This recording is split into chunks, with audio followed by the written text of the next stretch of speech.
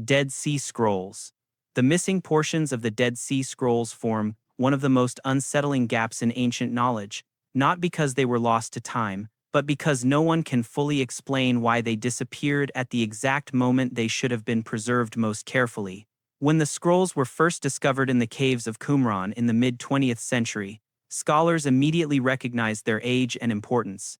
Yet even then, fragments that eyewitnesses swore had been present during the earliest excavations never reappeared in official catalogs.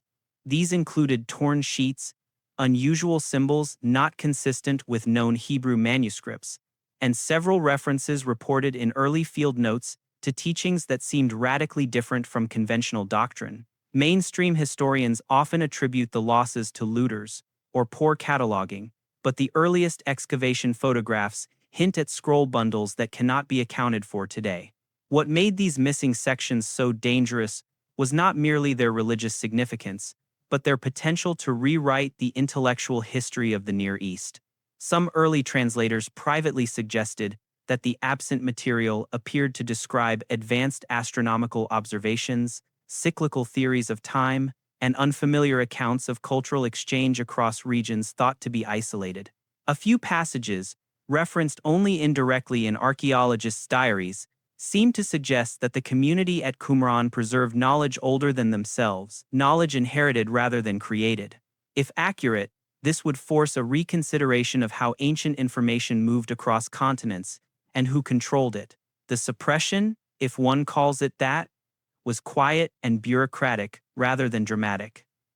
Access to the scrolls became restricted for decades, handed to a remarkably small circle of scholars.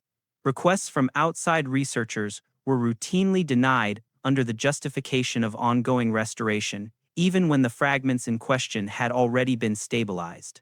Several academic careers, according to internal correspondence, leaked years later, were threatened when they questioned the disappearance of specific scroll pieces. The explanation given publicly that the fragments were misplaced never aligned with the meticulous documentation expected of one of the century's most significant archaeological discoveries. What humanity lost in those vanished sections may never be known. Perhaps they contained nothing unusual. Or perhaps they held the connective tissue between separate ancient traditions, maps of early migrations, or philosophical frameworks that predated later religions. Whatever the truth, the outcome remains the same. A silence in the historical record that did not arise naturally, but was shaped by gatekeepers who decided which parts of the past we were allowed to see. Mayan Codices. The destruction of the Mayan Codices is one of history's clearest examples of knowledge being deliberately erased, not lost. At the moment of first European contact, there were hundreds of bark paper books throughout the Maya world, carefully inked records containing astronomy, mathematics, medicine, engineering, cosmology, and history. Yet by the time the colonial period ended, only 3 verified codices survived. The rest were burned systematically. Official accounts frame these burnings as misguided attempts to eliminate idolatry, but the precision with which the books were targeted suggests something more intentional than mere religious zealotry. The codices were not random cultural artifacts. They were repositories of scientific systems centuries ahead of their time. When modern researchers analyze the surviving fragments, they find mathematical sophistication on par with much later European traditions. The Maya tracked planetary cycles with astonishing accuracy, modeled long-duration time intervals, and developed a positional numeral system that predated similar structures elsewhere. The missing codices, according to early missionary letters, contained information considered dangerously advanced.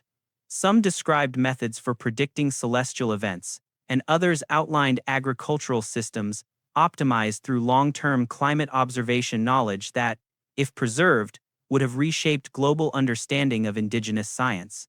The ability of the Maya to chart Venus with near-perfect precision unsettled colonial authorities who believed such calculations belonged exclusively to European astronomers. The suppression took on a bureaucratic, institutional shape. High-ranking officials funneled the remaining codices into private collections where access was limited for centuries. Scholars who attempted to reconstruct lost texts from oral traditions were dismissed as speculative. Even after the surviving codices entered public institutions, entire sections were declared irrelevant or misinterpreted whenever they challenged prevailing narratives about how science evolves.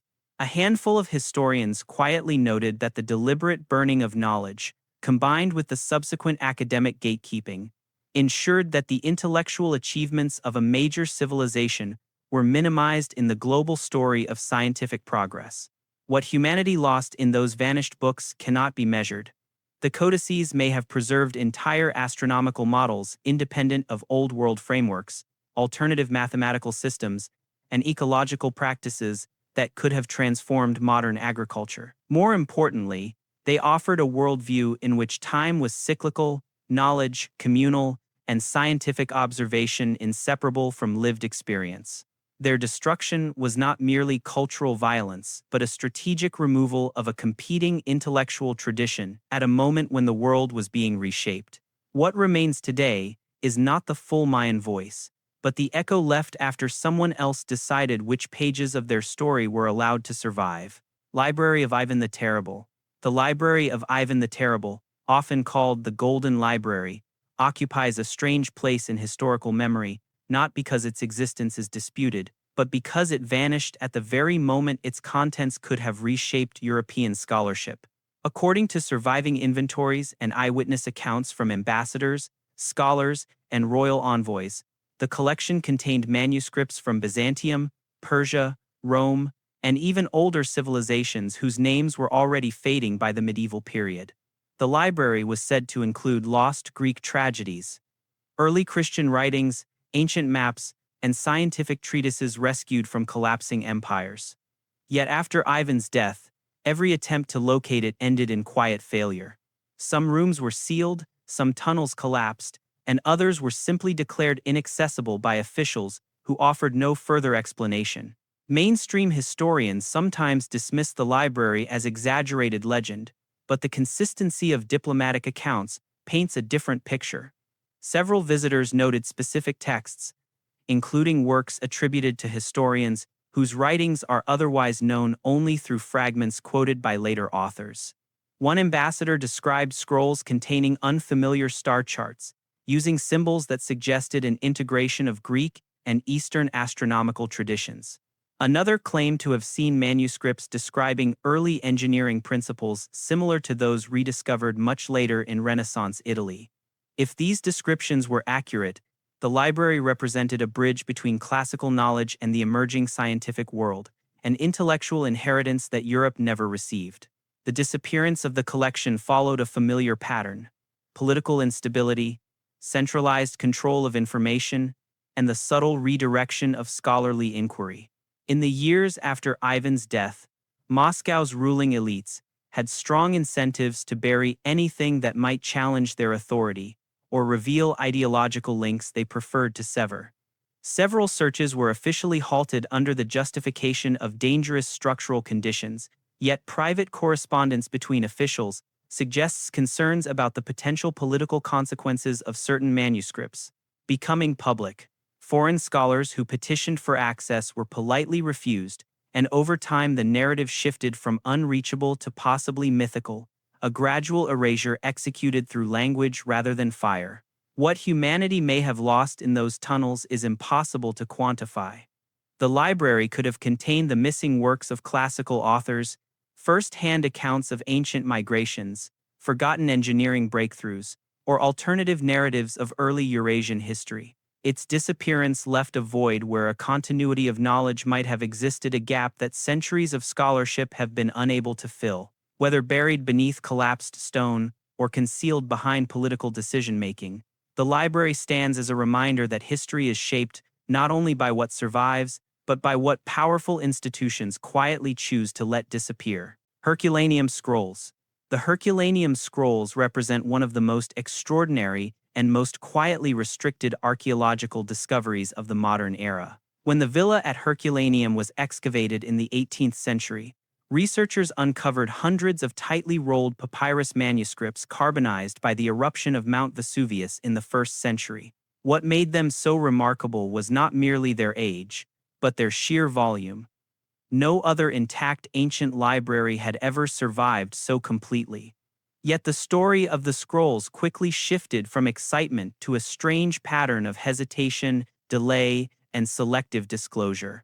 For decades, only a fraction of the collection was opened, and even today, many remain sealed despite advanced imaging technologies capable of reading them without damage. The mainstream explanation claims that the scrolls are fragile and require careful handling. While this is true, it does not explain why early European institutions deliberately limited access to outside scholars, or why detailed inventories of the manuscripts were never released to the public. Early notes from the first excavators mention texts of unfamiliar doctrine, mathematical treatises of unusual form, and histories contradicting accepted accounts. Several of these descriptions refer to scrolls that have since vanished from official lists, replaced by more generic classifications. Scholars in the 19th century reported that some manuscripts seemed to reference pre-Roman knowledge systems, with hints of lost philosophical schools blending scientific observation with early theories of natural law. The most compelling question is why, even now, progress remains strangely slow. Modern technology can peer inside the burnt papyri using particle accelerators and multispectral imaging, yet funding and access are consistently restricted. Researchers who propose reading all remaining scrolls at once often find their proposals sidelined.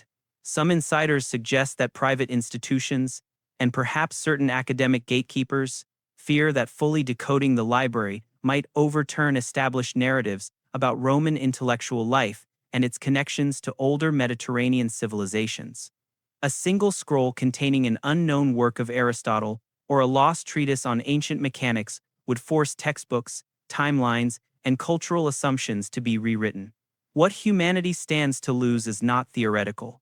The Herculaneum library could contain the missing links between ancient scientific traditions, first-hand accounts of early philosophy, or engineering knowledge that disappeared for centuries before resurfacing. It could reveal how much the ancients understood about geology, astronomy, or mathematics long before those fields matured. Instead, the world watches a kind of polite academic stalemate. The knowledge exists, preserved in volcanic ash, yet held in a limbo where its potential remains unrealized. The scrolls survived a natural catastrophe, only to be slowed, perhaps even softened by human caution and institutional control. Alexandrian texts, the lost texts of the Library of Alexandria, stand as the most symbolic wound in the history of human knowledge, not simply because a library burned, but because no one can fully reconstruct what was taken, hidden, repurposed, or quietly removed before the flames ever rose. Ancient writers described the library as a global repository, containing works from Greece, Egypt, Persia, Phoenicia, India, and realms whose names no longer appear on maps. Caravans and ships brought scrolls from every intellectual center of the ancient world. Scholars debated mathematics, astronomy, medicine, engineering, and philosophy in an environment where ideas were meant to flow freely. Yet the deeper one looks, the more it becomes clear that the greatest loss was not a single catastrophe, but a sequence of political decisions, ideological edits, and selective preservation stretching across centuries. Mainstream history often presents the library's disappearance as a tragic accident, the result of fires, wars, and neglect. But contemporary accounts hint at something more controlled. Several rulers imposed censorship on texts that challenged their authority. Ptolemaic officials confiscated or copied foreign manuscripts, returning only the copies and keeping the originals in secret chambers. Early Roman administrators removed scrolls connected to political dissent or alternative cosmologies. Even religious authorities later targeted works they considered dangerous, especially those describing cyclical theories of time, advanced astronomical models, or pre-existing wisdom traditions that did not align with emerging doctrine. Some scholars suggested that entire categories of scientific thought, particularly engineering, metallurgy, and early mechanics, were systematically excluded from the surviving corpus. The true tragedy lies in the glimpses of what might have been preserved. Ancient references describe star catalogs more extensive than those of later centuries, geographical surveys suggesting knowledge of regions unexplored by classical Rome, and medical treatises documenting procedures that would not reappear until the modern era. Several authors mentioned a mysterious, mechanical collection, possibly containing detailed explanations of devices similar to the Antikythera mechanism. Others spoke of philosophical schools whose writings attempted to unify mathematics with physical law, a synthesis lost for nearly 2,000 years. These descriptions, scattered across surviving literature, form the outline of an intellectual tradition far more advanced than the fragments that remain today. The suppression was not a single act, but a slow constriction. As empires rose and fell, each power decided which knowledge was useful, which was dangerous, and which deserved to vanish quietly. What humanity ultimately lost was not only information but continuity, a thread connecting ancient innovation to later scientific revolutions. Without that bridge, progress was rebuilt rather than inherited, delaying advancements by centuries. The Library of Alexandria did not simply burn. It was curated out of existence by forces that understood the power of knowledge and feared what an enlightened population might do with it. Nalanda manuscripts. The destruction of the Nalanda manuscripts remains one of the most devastating intellectual losses in Asian history. Nalanda was not merely a monastery or university, it was a global center of knowledge that thrived for nearly 1,000 years. Scholars from China, Tibet, Persia, Korea, and Southeast Asia traveled to its vast courtyards to study astronomy, medicine, mathematics, linguistics, logic, and philosophy. The manuscripts housed there filled buildings described as multi-story libraries, each containing works that represented the distilled wisdom of entire civilizations. Yet, when the institution was attacked in the 12th century, these collections were systematically targeted. Witnesses reported that the fire burned for months, a detail often repeated, not for dramatic effect, but because of the sheer volume of manuscripts reduced to ash. Mainstream historians attribute the destruction primarily to invading forces, but this explanation does not address why the libraries were singled out with such precision. Early accounts suggest that certain texts were removed in the chaos, either taken by scholars fleeing the attack or seized by those who understood their value. Chinese pilgrims who had studied at Nalanda described manuscripts on advanced mathematics, including early forms of algebraic reasoning and astronomical models more detailed than surviving Indian sources.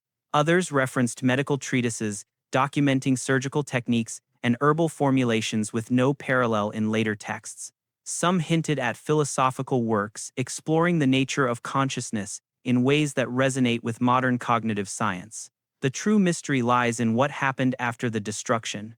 Rather than initiating large-scale recovery efforts, regional authorities allowed the remnants of Nalanda to fade. Surviving manuscripts, scattered across private collections and monasteries, were rarely catalogued. 19th-century scholars searching for Nalanda's writings reported that access to certain caches was quietly restricted. Monastic leaders sometimes refused to disclose their contents, citing religious or cultural concerns, while private collectors declined to release manuscripts that conflicted with established narratives of intellectual history.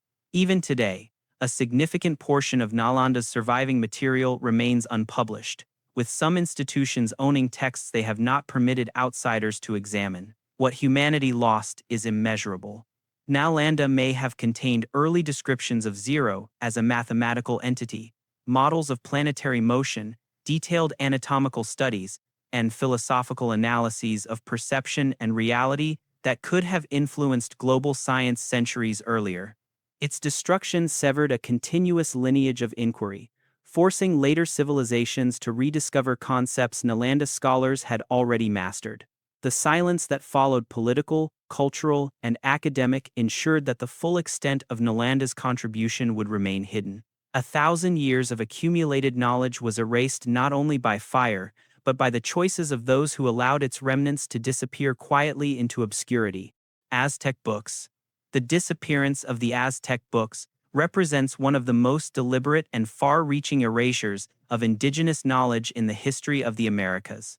Before the arrival of European forces, the Aztec world maintained an intellectual tradition rooted in astronomy, calendrics, medicine, engineering, and a complex historical record stretching back centuries. Their books painted on deerskin or ammet paper were not mere illustrations. They were structured knowledge systems, coded with symbols that preserved scientific observations, political lineages, and cyclical theories of time. Estimates suggest that there were thousands of such manuscripts across the Aztec Empire. Yet today, only a handful survive. The rest were destroyed within a few decades of conquest. The standard explanation is well documented. Religious authorities condemned the manuscripts as dangerous, labeling them instruments of idolatry. But the destruction was too systematic, too targeted to be interpreted solely as religious fervor. Colonial records reveal that officials confiscated books containing advanced astronomical data, agricultural models calibrated to long-term climate cycles, and medical knowledge that challenged European practices. Later letters from missionaries describe their unease that Aztec scholars could predict eclipses and planetary movements with a precision that rivaled or surpassed their own institutions. Such capabilities complicated the colonial narrative that indigenous peoples required civilizing, and the books that demonstrated this sophistication were quickly eliminated. What makes the loss even more troubling is how the remaining manuscripts were handled. The codices that survived were removed from local communities and funneled into European courts, private vaults, or church archives, where only select scholars could view them. Large portions were mislabeled, misinterpreted, or presented through the lens of colonial ideology. Indigenous explanations were dismissed as unreliable, even though the Aztec knowledge system relied on trained specialists capable of reading and interpreting symbolic structures with remarkable consistency. By the time modern researchers began re-evaluating the surviving codices, centuries of contextual meaning had already been stripped away. The implications of the erasure extend far beyond cultural memory. The missing books likely contained complex botanical classifications, environmental management techniques, and cosmological models integrating mathematics with observation. Some might have preserved engineering insights used in building Tenochtitlan, one of the most efficiently planned cities of its time. Others could have documented trade networks or technological exchanges across Mesoamerica that challenge current historical timelines. What humanity lost was not only the data itself, but an entire epistemology, a way of organizing knowledge that viewed the natural world as interconnected rather than compartmentalized. In the end, the destruction of the Aztec books reveals a pattern repeated across empires. When knowledge threatens a hierarchy, it is not debated, it is silenced. The Aztecs preserved centuries of scientific and historical understanding only for it to be erased by those who feared the power that such knowledge could grant. Sibylline Books. The Sibylline Books occupy a uniquely unsettling position in the ancient world. Texts so influential that governments repeatedly altered, censored, or destroyed them not because they were mythological curiosities, but because they shaped political power in Rome for centuries. According to historical accounts, the books contain prophecies, astronomical observations, and ritual instructions believed to safeguard the state. But beneath the religious framing, many scholars have long suspected that the texts also preserved fragments of far older knowledge, inherited orally from Mediterranean and Near Eastern traditions long before Rome emerged. Their disappearance, fragmentation, and reconstruction reveal a pattern of control that feels less like preservation and more like curated secrecy. The original books, said to have been purchased by Rome's early kings, were stored in underground chambers and accessible only to a select priesthood. This restriction was not simply ceremonial. The Roman Senate understood that the book's directives could shift public sentiment, influence military strategy, or justify political decisions. When disasters struck, plagues, famines, eclipses, the Senate consulted the books, yet only released interpretations, never the original text. This created a powerful dynamic. Elites controlled the meaning of prophecy, shaping outcomes to reinforce their authority. Even mainstream historians acknowledge that the books served as both a religious guide and a political instrument. The greatest mystery arises with their destruction. When the Temple of Jupiter burned in the 1st century before the Common Era, the original Sibylline books were lost. But instead of accepting this as a natural accident, Roman officials embarked on a calculated replacement project. They gathered prophetic writings from across the empire, discarding those that contradicted state narratives and editing others until they aligned with political priorities. This reconstructed version was kept under even stricter control. Later, emperors periodically purged sections they deemed dangerous, particularly passages referencing cyclical catastrophes, astronomical warnings, or predictions implying that Rome's dominance was temporary. These omissions were quietly justified as inauthentic, though no full record of what was removed has survived. The final erasure occurred in late antiquity. As political and religious landscapes shifted, the books became unwelcome artifacts, their authority inconvenient to emerging power structures. Some accounts claim they were deliberately destroyed by officials who feared their influence. Others suggest they were hidden by individuals who believed their contents were too potent to be entrusted to changing regimes. In either case, the result was the same: a controlled disappearance that ensured future generations would know the books only through filtered summaries and second-hand references. What humanity lost with the Sibylline books goes far beyond prophecy. They may have preserved remnants of ancient astronomical cycles, early environmental observations, or encoded historical memories of past civilizations. Their disappearance removed a thread that connected multiple knowledge traditions across time. Instead of a window into antiquity's deepest intellectual roots, we are left with fragments curated by those who valued power over truth. Lost Aristotle works. The missing works of Aristotle form one of the most consequential intellectual absences in human history. While the surviving corpus already shaped Western science, logic, ethics, and metaphysics, ancient commentators consistently reference dozens of additional writings, some of them foundational, others revolutionary, that never made it into the manuscript tradition. These lost works were not minor notes or abandoned drafts. They included comprehensive treatises on mathematics, mechanics, biology, psychology, political organization, and technological devices. Their disappearance coincided not with natural decay, but with periods of political upheaval, institutional consolidation, and selective copying that reveal a troubling pattern. Certain ideas from Aristotle may have been viewed as too disruptive, too advanced, or too incompatible with the narrative's dominant powers wished to preserve. Aristotle's early students wrote that he produced two categories of works: exoteric texts for public teaching and acroatic writings for advanced internal study. It is the latter group, dense, technical, often speculative, that vanished first. Reports from antiquity describe detailed mechanical theories, early evolutionary insights, and a possible treatise on the movement of the heavens that blended mathematical modeling with observational astronomy. Other references suggest he wrote extensively about political engineering, how states manipulate public perception, how elites manufacture consensus, and how information control shapes collective belief. These descriptions come from writers who had access to works we no longer possess, raising the question of why those texts were never widely copied. Mainstream explanations point to accidents of transmission.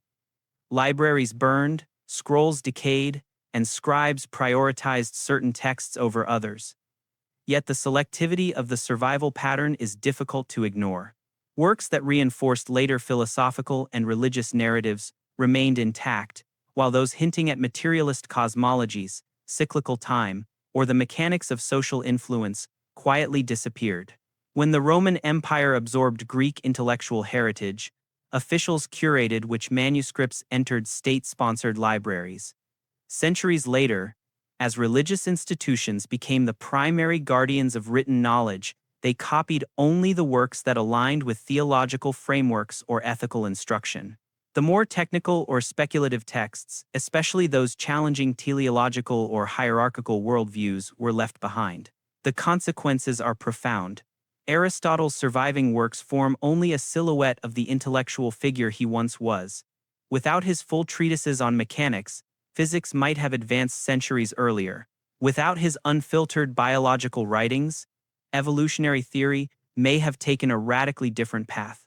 Without his political analyses, humanity lost a deeper understanding of how authority shapes perception, a topic that remains painfully relevant. What remains is an incomplete Aristotle, one curated by empires, institutions, and scribes, who made decisions not simply about what to preserve, but about what the future was allowed to know. What humanity lost is not only information but trajectory. The missing works represent paths not taken, revolutions delayed, and insights withheld by the combined weight of politics, ideology, and selective preservation. They remind us that intellectual history is not merely what survived, but what someone, somewhere, chose not to carry forward. Berossus, Babylonian history. The disappearance of Berossus's Babylonian history marks one of the most strategic erasures of ancient knowledge because it removed a narrative that challenged the dominant cultural and political frameworks of the early Mediterranean world. Berossus, a Babylonian priest writing in the 3rd century before the Common Era, was uniquely positioned. He had access to temple archives, king lists, astronomical records, flood narratives, and scientific observations dating back millennia. He translated this vast tradition into Greek for an international audience. But instead of becoming a foundational text of classical scholarship, his work fragmented almost immediately. Only scattered quotations survive, preserved reluctantly by later writers who often disagreed with or distrusted his account. The full manuscript vanished from libraries across the ancient world, leaving behind a silence that feels intentional rather than accidental. What made Berossus so controversial was his framing of history as cyclical, shaped by astronomical forces and geological catastrophes described in scientific rather than mythological terms. He wrote of long-duration planetary cycles, stellar alignments, and epochs marked by fire and flood concepts that do not appear in Greek historiography of the time. His king lists extended human civilization far earlier than Greek models allowed. He recorded technologies and architectural achievements that challenged assumptions about when complex engineering first emerged. And he preserved Mesopotamian cosmology not as allegory, but as an empirical tradition grounded in observation and record-keeping.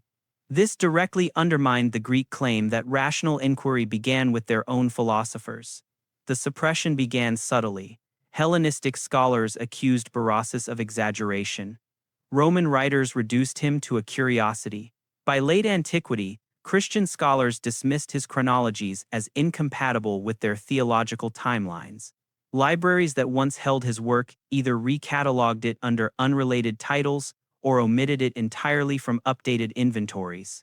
Some manuscripts were destroyed when regions shifted control and institutions purged texts that conflicted with official doctrine. The erasure accelerated during the medieval period, when scribes chose not to copy works that presented historical models contradicting emerging religious and imperial narratives. Thus, a text composed explicitly to bridge cultures was systematically abandoned by every culture it sought to connect. What humanity lost with the disappearance of Babylonian history is far more than an alternative chronology. Berossus offered a unified account of science, myth, astronomy, and history, one that might have provided a continuous thread from ancient Mesopotamia to later civilizations. His detailed astronomical cycle theories could have influenced early physics. His descriptions of ancient engineering might have reshaped architectural history.